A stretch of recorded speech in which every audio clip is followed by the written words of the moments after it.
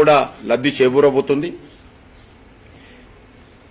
నేను ఒకటే మనం చేస్తాను, కేంద్ర ప్రభుత్వము ఏ సంస్కరణలు తీసుకొచ్చినా దాని యొక్క లబ్ధి తెలంగాణ ప్రజలకు, తెలంగాణ రాష్ట్రానికి, తెలంగాణ అభివృద్ధికి తప్పకుండా భాగస్వామ్యం ఉంటుందనే విషయాన్ని సందర్భంగా మనం చేస్తున్నాను.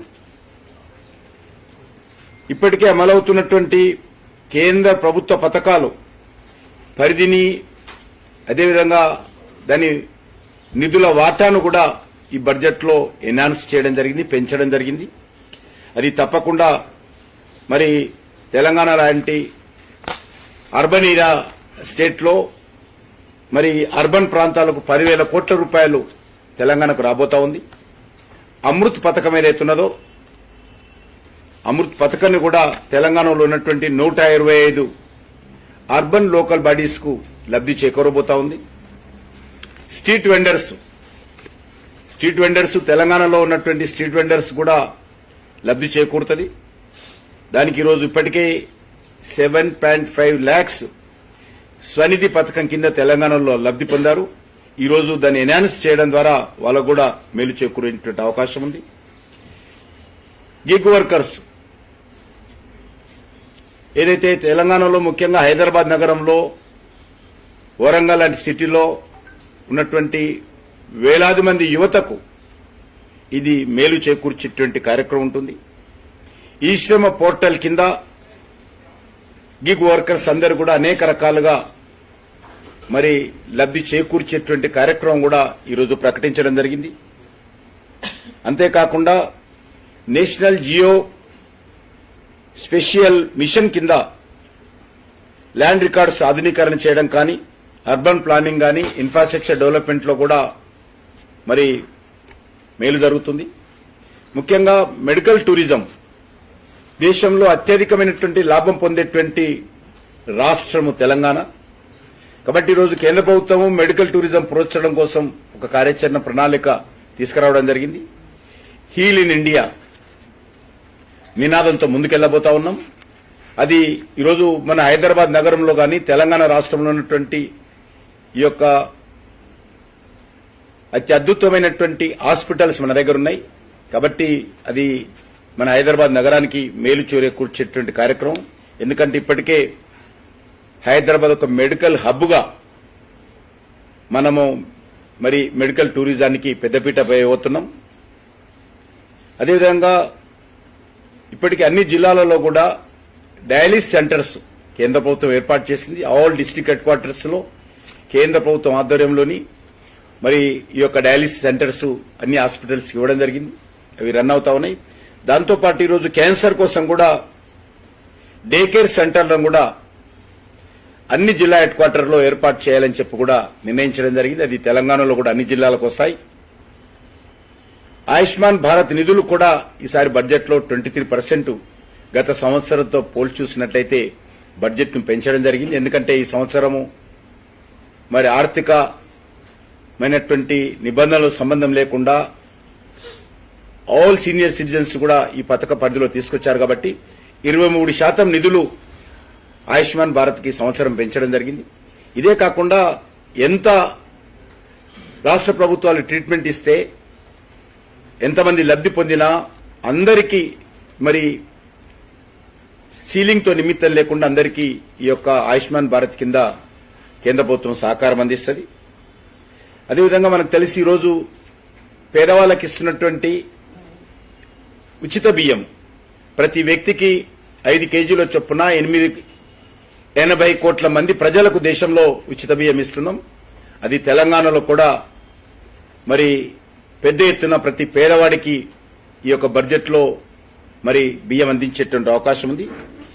దాన్ని ఈసారి దేశవ్యాప్తంగా 2 లక్షల కోట్లకు ఈ యొక్క నిధులు పెంచడం జరిగింది. అదేవిధంగా జల జీవన్ మిషన్ కావచ్చు, లేక మరి ఈరోజు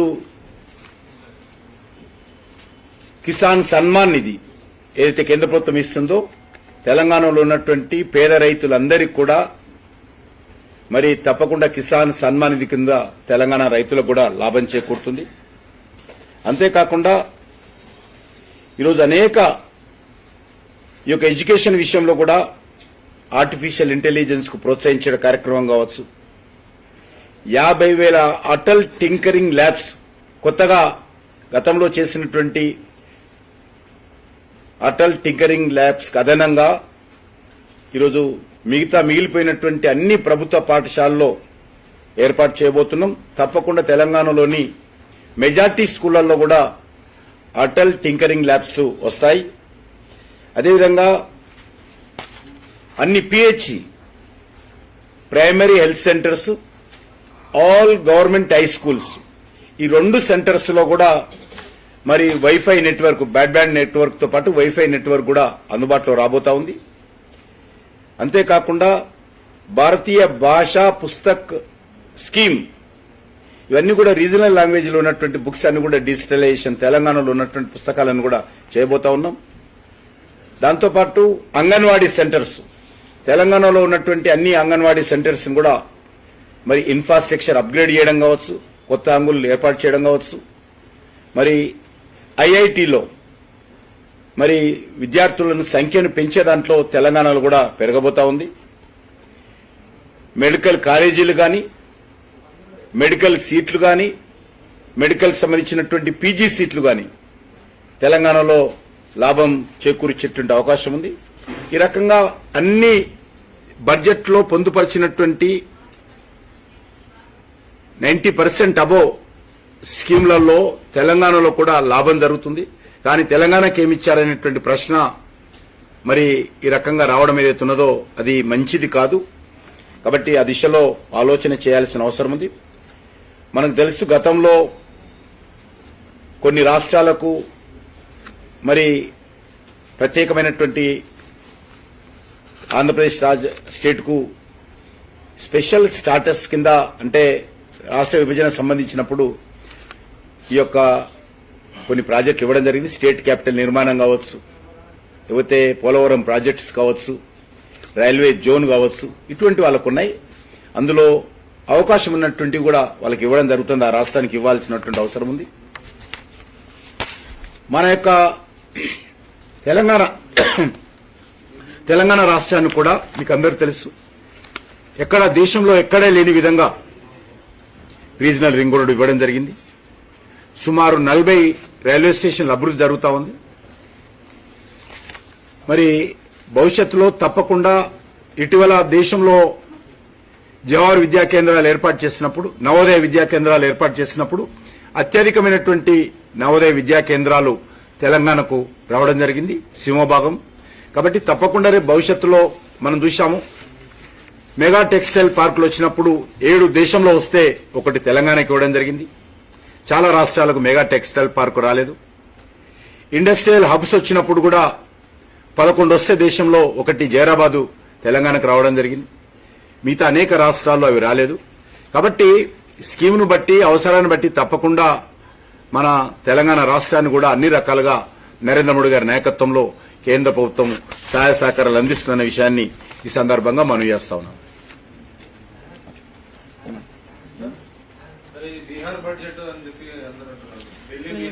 జాతీయ బడ్జెట్ అని మళ్ళీ ఇప్పుడు చెప్పింది అన్ని చెప్తూనే ఉంది కదా. ఇప్పుడు చెప్పింది కదా, ఇది జాతీయ బడ్జెట్, కేంద్ర బడ్జెట్ అన్ని రాష్ట్రాలకు చెప్పారు. నేను తెలంగాణకి లేలాగా భయ్యా, నేను ఇప్పుడు చెప్తాను కదా, నేను ఇప్పుడు చెప్పాను కదా. ఇప్పుడు ఆయన టీఆర్ఎస్ అయినా మాట్లాడుతున్నాడు, ఆయన ఏ రోజు కూడా ప్రధానమంత్రి వచ్చి కలిసిలేదు. హైదరాబాద్కి వస్తే కూడా ప్రధానమంత్రిని కలవరు వాళ్ళు. ఇంకా వాళ్ళు ఉన్నప్పుడు ఏమొచ్చేది. కాబట్టి అందుకే ఇచ్చాం కదా ఇప్పుడు.